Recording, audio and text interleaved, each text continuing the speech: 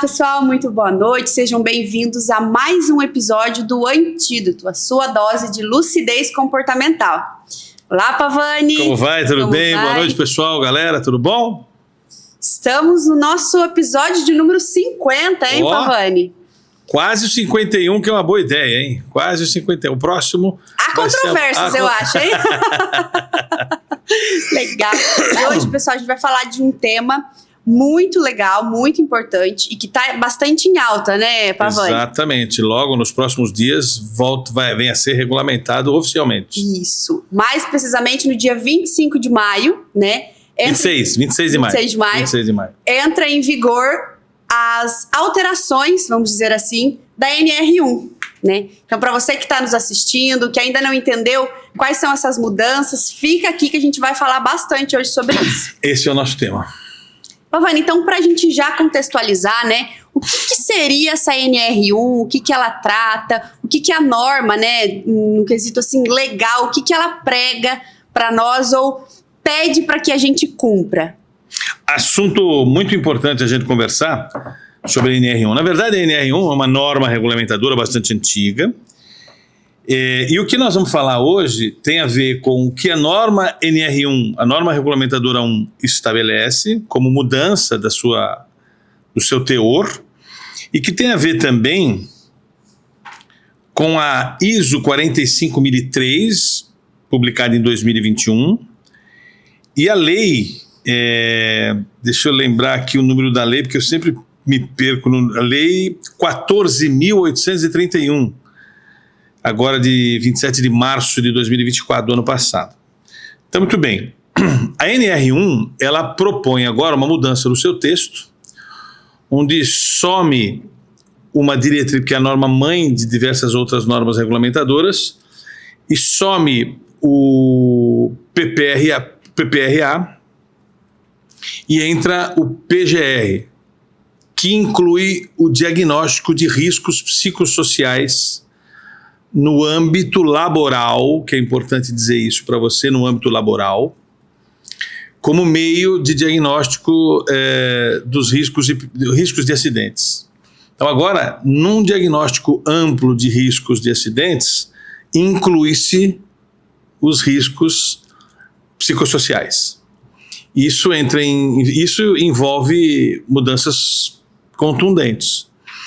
Embora envolva mudanças contundentes, não envolve ainda o que muita gente tem dito que envolve. As mudanças que a NR1 propõe são no âmbito no ambiente físico laboral, quais são as circunstâncias físicas e laborais que podem gerar riscos psicossociais. Isso vai envolver uma mudança no diagnóstico propriamente dito, né? Isso tem a ver com saúde mental. É disso que a gente vai falar um pouquinho hoje. E você acredita, Pavani, que essas mudanças, ela é única e exclusivamente de responsabilidade da organização, da instituição, né? Porque é isso que a norma diz para nós, né? Que as empresas, elas precisam se adequar a mapear também esse risco psicossocial, né? Mas onde que fica o papel do indivíduo nesse caso? A gente pode eximir a responsabilidade do indivíduo em relação a isso ou não? Como que você pensa sobre isso? Não pode. Então é importante você que está nos escutando, escutar bem o que eu vou falar agora, porque há uma grande celeuma e eu diria até que é uma certa irresponsabilidade e desconhecimento do que significa efetivamente a abrangência da NR1. E então há um artigo que eu escrevi no LinkedIn, a gente vai colocar aqui o QR Code desse artigo para você ler esse artigo que eu fiz, que tira algumas dúvidas importantes. Mas o nosso episódio é para isso também. Há um conceito, Valéria, que é o seguinte: o conceito que a OMS determina de saúde mental é tudo aquilo que envolve. Eu vou até ler aqui o que a OMS determina, tá? Isso aqui eu escrevi aqui, ó. A OMS, a Organização Mundial de Saúde, determina que a saúde mental pode ser considerada um bem-estar biopsicossocial de bem-estar. Só isso, bem-estar. Que eu vou diferenciar aqui para você o que é bem-estar e o que é estar bem. São duas coisas diferentes, tá? Então, de acordo com a OMS, a saúde mental pode ser considerada um estado biopsicossocial de bem-estar vivido pelo indivíduo que possibilita o desenvolvimento de suas habilidades pessoais para responder aos desafios da vida e contribuir com a comunidade. Esse estado em uma pessoa não depende apenas do aspecto psicológico e emocional, mas também de condições fundamentais como saúde física, apoio social, condições de vida. Além dos aspectos individuais, a saúde mental é também determinada pelos aspectos sociais, ambientais e econômicos, portanto, não é algo isolado.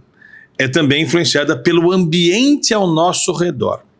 A NR1 vai se referir ao ambiente ao nosso redor, especificamente ao ambiente laboral e ocupacional.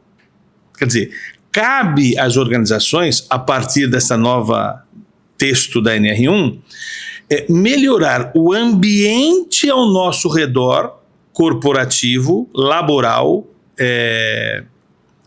ocupacional, para reduzir os riscos psicossociais, privilegiando, portanto, minimizar os riscos de saúde mental. Tá claro? Sim. Isso posto, temos que agora dizer o seguinte, além do conceito de bem-estar, né, que a gente coloca aqui, bem-estar, há um conceito adicional, Valéria, que é o conceito de estar bem. E o que significa o conceito de estar bem? Ele é mais do que bem-estar e tem a ver com qualidade de vida. Então, se saúde mental tem a ver com bem-estar, qualidade de vida tem a ver com bem-estar e estar bem, certo? Que é o escopo da Olho de Tigre aqui. Como nós somos doses de lucidez comportamental, você precisa entender essa diferença, tá? A OMS trata apenas do bem-estar e não do estar bem.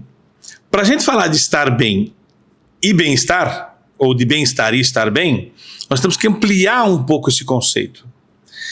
Se bem-estar é o contrário de mal-estar, se bem-estar é o contrário de mal-estar, estar bem é o contrário de mau humor. É o contrário de tristeza.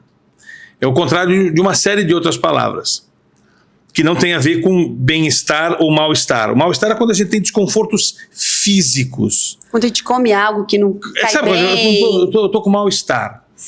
É isso que a gente quer diminuir com o ambiente. Quer dizer, o ambiente tem que promover menos mal-estar e mais bem-estar, ok? Muito bem. Mas quando a gente fala de estar bem, nós estamos ampliando esse contexto. E tem a ver com qualidade de vida, uma palavra um pouquinho maior. E a Olho de Tigre vai até mais além ainda. Vai ao conceito de plenitude, que é um conceito que a gente já falou em outros episódios aqui, mas que a gente pode explorar de novo.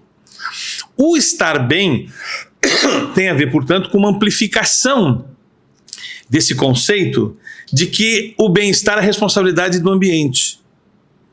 Por menos ou por mais que eu reduza todos os riscos psicossociais de um ambiente laboral e ocupacional, eu ainda vou depender de uma pessoa estar bem para não mal-estar. Tá certo? Você é que entende o que eu estou dizendo. Ou seja, o conceito de qualidade de vida amplia-se para que você, enquanto me escuta, entenda que a responsabilidade de estar bem e de bem-estar não é só do ambiente que você está e, portanto, de responsabilidade da organização, mas é também uma responsabilidade sua em lidar melhor com os desafios do século XXI. Por mais que a NR1 reduzirá ambientes tóxicos, ok, laborais e ocupacionais, você ainda terá que fazer o seu papel de estar bem com você mesmo. E isso não se consegue só reduzindo ambientes tóxicos ou ambientes laborais que geram riscos psicossociais. E é importante a gente falar, né, Pavani, que cabe ao indivíduo melhorar isso independente do meio que ele está inserido, né? Seja laboral, ocupacional. Esse é o ponto que a gente precisa... É na sua vida, na sua vida. né? Na sua vida. Porque pode parecer a você que nos escuta que tomando consciência de que as organizações precisam reduzir os riscos psicossociais dela, e em vez de fazer o PPRA, elas façam mais coisas... Programa de saúde e bem-estar, ginástica laboral, diversas coisas que já estão em organizações conscientes já fazem isso. Isso não reduzirá por completo o estar bem. Porque o estar bem depende de você. Eu posso até dizer assim, ó, mesmo que a organização não faça nada, cabe a você que está nos escutando fazer alguma coisa para ficar em estado de bem-estar e de estar bem. Ou seja, se você está num ambiente tóxico, o seu papel é sair daquela organização. E é claro que a NR1 tem a função de, antes de você sair, deixar ela se organizar nisso para que reduza o risco psicossocial. Mas, em ambientes laborais e ocupacionais com zero de risco psicossocial, você ainda pode não estar bem. E isso tem a ver consigo, com você. A Olho de Tigre, há 25 anos, tem a missão de fazer você estar bem e bem-estar. Ou bem-estar e estar bem. São dois conceitos diferentes. E se você trabalha, portanto, qualidade de vida é mais do que saúde mental. Ok? Entenda isso, tá? Saúde mental está aqui, qualidade de vida está aqui, plenitude está aqui. Não é? É isso que a gente quer deixar bem claro. E pautar isso nesse episódio, que é muito importante. A NR1, a norma 45.003 e a lei 14.381, se não me falha a memória, 14.831, não 381. Elas têm uma iniciativa de, no que cabe à organização, reduzir esses riscos e se preocupar mais com saúde mental. Mas a qualidade de vida depende de você, meu queridão e minha queridona, que está aí nos ouvindo, nos assistindo, nos vendo. E engraçado, né, Pavani, que sempre foi assim, né? Sempre Mas foi parece assim. que precisa ter uma lei que força as pessoas, ou um âmbito maior, né, uma instituição, uma empresa, seja ela privada ou não, né, para que você realmente olhe para si, né? E a nossa proposta aqui com o nosso programa é justamente despertar essa consciência em você, né, que está nos assistindo, para que você seja um pouco egoísta, né, Pavani? E olhe para você. E veja, procure o seu estar bem. Estar bem mais do que bem-estar. Eu coloquei inclusive, é importante citar esse nome aqui, o Rafael Kieckbusch, no artigo que a gente fez, ele me corrigiu num erro que eu cometi no artigo e disse para nós uma coisa que pouca gente tem dito. Os riscos psicossociais, Valéria, já estavam previstos na NR17 desde 2022. Ok? É que agora esses riscos psicossociais presentes na NR17 foram incluídos no PGR, no Programa de Gestão de Riscos Laborais e Ocupacionais. Isso é muito importante. Que não inclui, por exemplo, quando você vai ver um engenheiro de segurança do trabalho fazer o diagnóstico de riscos e psicossociais, ele tem que fazer no ambiente laboral, no ambiente ergonômico, no ambiente ocupacional. É unicamente físico, né, que ele vai olhar. Portanto, ele não vai olhar liderança tóxica. E é o que mais tem. É o que mais tem para caracterizar um ambiente tóxico. A liderança tóxica é trabalhada na lei 14.871 e na ISO 45.003, na NR1 não. E tem uma questão da CIPA também, né? Que agora a CIPA é CIPA mais A, né? Ou CIPA-A, que trata justamente do assédio. Mas quando ele vai fazer quando o técnico, né, de segurança vai fazer essa análise, vai fazer esse diagnóstico, ele não pode olhar o assédio, que é justamente o que a gente está falando, né? É aí que entra o conflito. Ele pode até olhar, se ele olhar outros referenciais, não só a NR1. A NR1, ela tem um limite, entendeu? Que é nobre. Por isso que se falar apenas na NR1, não vai gerar o resultado que a gente pretende. Né? É raso. A NR1 vai pensar no aspecto laboral e ocupacional, que é uma evolução, tá? Que já estava na NR17 e que agora foi incluída na NR1, que é a norma mãe, assim, né? Que é a norma regulamentadora mãe. Então, há uma evolução nesse sentido. Mas falar que riscos psicossociais é novo, não, já estava na NR17. E eu agradeço de público aqui o Rafael Kieckbusch, que me corrigiu e virou meu amigo aí, pessoal, para tratar desses assuntos, né? O que é importante, a NR9, porque a NR1 acaba substituindo a NR9, que falava do PPRA, né? Esse é o ponto. Mas ela continua a ser necessários para avaliar riscos físicos e biológicos. É que os riscos psicossociais foram para a NR1, supervalorizando a NR17. Que é isso que é importante que as pessoas entendam. E que o Rafael me corrigiu, e no nosso artigo está bem claro isso, explicando, até com a correção que eu fiz no meu artigo, a partir do puxão de orelha que ele me deu, Porque tá todo mundo achando que a NR1 vai cuidar de liderança tóxica. Vai fazer milagre. Ele não né? vai fazer milagre. Agora, juntando a NR1, que é aquilo que de pragmático existe, a partir de 26 de maio, a lei que já foi publicada em 2022 e a ISO 45000, aí sim a gente amplia ao máximo o conceito de bem-estar e de estar bem, e nós amplificamos isso, porque não podemos aceitar, Valéria, que esse assunto seja de responsabilidade apenas da empresa. Não é apenas da empresa, é da empresa, sim, ela vai fazer a parte dela, mas se nós, enquanto indivíduos, não estivermos resolvidos, plenos, nós, mesmo com ambientes não tóxicos, estaremos sem o bem-estar que caracteriza o objetivo máximo da plenitude, não é? Sim. Da eudaimonia, da ataraxia, que é o que a gente defende tanto, filosoficamente falando. E você acredita, Pavani, que toda essa mudança, né, toda essa adequação, que principalmente as pequenas empresas, né, terão que fazer? Porque se você pega numa empresa maior, uma multinacional, enfim, ela já tem uma gestão de risco, ela já tem um técnico de segurança, ela já tem a documentação necessária. Você acha que esse impacto, né, principalmente para as pequenas empresas, né, como que elas podem fazer para que, sim, atenda a NR, né, que traga, sim, essa importância, esse olhar para o indivíduo, trazer essa consciência, mesmo se tratando de instituição, né, uma empresa, tem uma linha tênue ali até onde ela pode chegar, mas como que, né, tem um dono de empresa, que é uma pequena empresa, está assistindo a gente. Como que ele consegue realmente trazer essa consciência para os colaboradores dele, para que ele cumpra a NR, talvez não com grandes forças, né, igual as grandes empresas?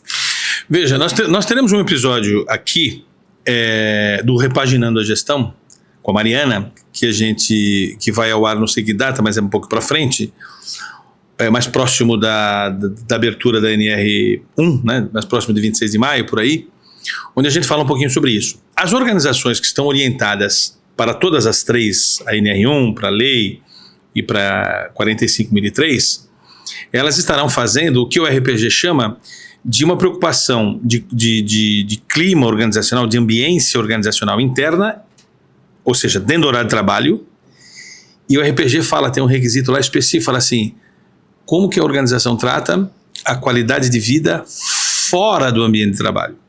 Aí você vai pensar assim, mas peraí, Pavani, a empresa tem que pensar depois do horário que o cara foi para fora? Pois é, faz parte de um requisito do RPG lá. Por quê? Porque é o torneio, é a festinha de aniversário das pessoas, é o Grêmio Recreativo, é o torneio de truco, é o campeonato de futebol, sabe? São essas coisas fora do ambiente de trabalho que contribuem não só com o bem-estar, mas com o estar bem. Que tem a ver com o que você faz do seu tempo quando você vai embora da companhia. Que é o que a gente já falou, né, em episódios anteriores sobre o tempo off. O tempo off. Ou seja, é preocupação da organização, Valéria, preocupar-se também com o tempo off. Quando você sai daqui, você faz o quê? E eu vou estar contribuindo com a qualidade de vida desse cidadão. Eu tenho que conscientizar ele que ele tem que comer de uma maneira adequada, que ele tem que brincar, ele tem que se divertir, ele tem que fazer coisas que contribuem com o espírito, para o corpo e para a mente. Ele tem que parar de fazer coisas fúteis, né? Ele tem que fazer coisas que agregam ao ser. E é por isso que quando a gente fala porque veja, bem-estar tem a ver com estar. Estar bem é uma evolução, mas ainda tem a ver com estar. Plenitude tem a ver com ser. E o ser, ele é um ambiente de trabalhabilidade. Eu não vou usar a palavra espiritual porque nós somos ecumênicos, mas está num outro citoplasma, né, da bagaça, entendeu? A gente tem que tratar isso de uma forma um pouco mais de responsabilidade do indivíduo e não da organização ou do meio onde esse cara vive. Eu tenho que ser capaz de, num ambiente absolutamente tóxico, avassalador, continuar com a minha capacidade de se concentrar. O legal, quando você vê pessoas desenvolvidas num limite muito alto disso, né? Você vê que o ambiente pode estar caótico. Ele consegue se separar disso e meditar. Estar pleno. Estar pleno, né? em si mesmo. E é esse o trabalho que nós aqui do Olho de Tigre procuramos desenvolver. É claro que tem toda uma virtude enorme, a NR1, a lei e a ISO, se preocuparem com isso no ambiente corporativo. Mas a vida de uma pessoa é muito mais do que ambiente corporativo. E é isso que a gente tem que ensinar as pessoas a serem. A serem. E não a estarem apenas bem e bem-estarem. É mais do que isso. Sim. E é engraçado isso, porque é natural do ser humano ele culpar qualquer fator externo. É, né? Sempre assim. Ele não estar bem. Eu costumo brincar, né? As pessoas não querem emagrecer, elas querem ser emagrecidas. Elas querem que algo aconteça de fora para dentro para que eu fique bem fique. Né? E de dentro para fora, não, aí eu não tenho condição. E é esse o grande desafio. Né? Fazer com que de dentro para fora, independentemente de estar acontecendo de fora para dentro, a gente consiga superar tudo isso. E sobre esse ponto, Pavani, a gente cuidar, né, como a gente estava conversando aqui, desse ambiente fora, ele traz impacto, seja positivo ou negativo, para a cultura da empresa? Eu acho que sim, porque eu tenho certeza que sim. Porque cultura nada mais é do que como as pessoas se comportam de verdade diante de uma circunstância problemática. Isso é cultura. Como é que a gente testa a cultura? É no problema. É no que é prioritário. E tanto que tem uma frase que eu gosto muito que diz assim: é na priorização do tempo do presidente que a gente vê qual é a cultura. Se a gente vê que o cara fala uma coisa, mas na hora de priorizar o tempo ele prioriza para outra, aí a gente vê que aquilo não é a cultura. A cultura é onde ele prioriza o tempo dele. Se ele fala que é muito importante um treinamento e nunca vai numa abertura, desculpa, não é importante o treinamento, porque ele não prioriza o seu tempo para aquilo. Prioridade para uma pessoa é aquilo que ela dedica tempo a. Se ela diz que é muito importante conversar com os colaboradores e não conversa, não é prioritário. Então, esse diagnóstico que a NR1 propõe de diagnósticos para identificar riscos psicossociais, eles têm um limite ergonômico, um limite laboral, um limite ocupacional, que o conceito de estar bem extrapola em muito isso, que a NR1 não vai tratar. A lei pode tratar e a ISO também. Mas você, indivíduo, tem que estar imune a esse tipo de tratativa. O nosso discurso, claro que é para a organização, nós somos totalmente aderentes, fazemos e faremos diagnósticos psicossociais. Como a NR17 já sugeria, a gente já tinha uma metodologia para fazer isso, mas a nossa metodologia extrapola ao que a NR1 sugere. Entendeu? Nós não faremos o nosso diagnóstico de riscos psicossociais, não se limitam à área laboral, fazem uma abordagem do indivíduo, do ser, que é mais do que a NR pede. Sim. Como sempre, e há muito tempo, nós estamos muito além do que as normas sugerem, né? Mas a gente faz o que a norma sugere. Sim. E é legal isso, porque a gente sempre vai chamar para ação, né, as empresas, ou seja, o indivíduo, né, não só a pessoa jurídica, vamos assim dizer, né, para que eles busquem realmente essa atualização constante, que eles se preocupem, fiquem atentos, porque vou ser um pouco polêmica agora, né, a gente muito vê falar sobre a NR1, principalmente agora nos últimos meses, né, só que a gente eu pelo menos pouco vejo movimentação das pessoas com realmente o que é certo, que é o que a gente está falando aqui, né? Parece que vai ser mais uma coisa para cumprir tabela e para não pagar multa, para não gerar responsabilização, né? E não é isso. A nossa proposta aqui realmente mais que isso, é despertar a consciência da importância que vai além de um papel, de um documento. Quer ver? Né? Vou dar um exemplo bem fácil de você entender. Estão sendo organizados congressos focados na NR1 e em saúde mental. Qual é o público-alvo desse congresso? É o cara de RH, mais especificamente o cara de segurança do trabalho. O que é uma limitação do escopo. Sim. Quem deveria ir nesse evento? Não é só o povo de RH, é o povo que lideram pessoas, são os líderes. São as lideranças, não necessariamente só de RH. Porque quando a gente leva o povo de tanto a abordagem, é um engenheiro de segurança do trabalho, é esse cara da temática segurança do trabalho que tem sido o foco do público-alvo dessa abordagem de saúde mental via NR1. Quando a nossa abordagem sempre foi muito mais do que a abordagem de segurança do trabalho. Sempre foi. E vai continuar sendo. Ou seja, a gente vê o líder indo pouco nesses eventos, o líder da área, que é o que faz o erro. O risco psicossocial é dele, que ele que é tóxico, ele que é um escroto, enquanto cidadão, enquanto pessoa. E é disso que a gente está falando, né? Como que a gente se aperfeiçoou como ser humano para gerar menos ambientes tóxicos. E é interessante isso também, né? Porque a gente acaba vendo como tudo na vida, né? Acaba gerando um oportunismo, né? Porque tem pessoas que hoje ganham a vida, vamos assim dizer, né? Com palestras, por exemplo, sobre o burnout. Né? Virou um produto. Né? Uma doença, né? Vamos assim dizer, um diagnóstico ali mental. Hoje virou um produto para as pessoas venderem. Eu não vou dizer nomes aqui, mas tem gente que vive disso, que viveu a circunstância patológica e hoje vive defendendo o que não deve acontecer para que você não tenha burnout. E basicamente o risco básico envolve as ações da companhia para reduzir esse risco, mas e as ações que eu, indivíduo, tenho para não ser alvo disso? É disso que a gente quer aqui tratar. Por mais que a sua organização ainda seja um ambiente que propicia o burnout, como se pronuncia, e você, o que você tem feito para isso não ser um elemento cuja você seja o alvo? E se a resposta, né, você que está aí assistindo, for nada a essa pergunta do Pavani, convido você a refletir sobre a sua vida. Talvez você é jovem hoje, não está preocupado com isso, mas pense a longo prazo, né? Daqui 10 anos, daqui 15 anos, o que vai ser da sua vida?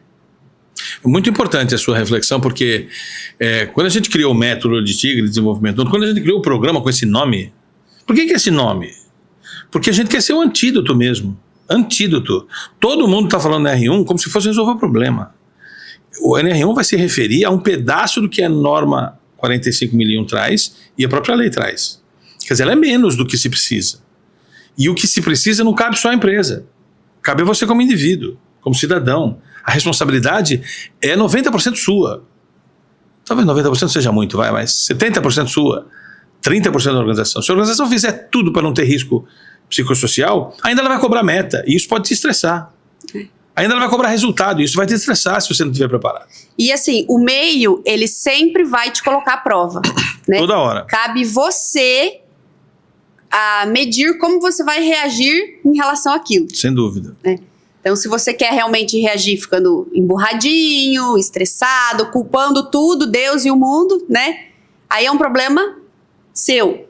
Mas a gente precisa realmente nos responsabilizarmos pelos nossos atos. Né? Tem que estar nos escutando aqui, pode falar assim, então você é contra a NR1? Não sou contra, é óbvio que eu sou absolutamente a favor. As organizações precisam se conscientizar que elas precisam gerar menos riscos psicossociais. Tá claro, óbvio. Mas se ela não fizesse isso, é você que trabalha lá. É você que tem que ir embora de lá. É você, ainda é. Ou, né, senão as pessoas vão começar a pedir demissão aqui, né, Pavani? Ou então cabe a você, qual a sua contribuição... Se tornar resiliente a isso. Para que aquela situação melhore, ou criar condições para que você consiga sair daquele ambiente, né? Vou citar um caso aqui, né?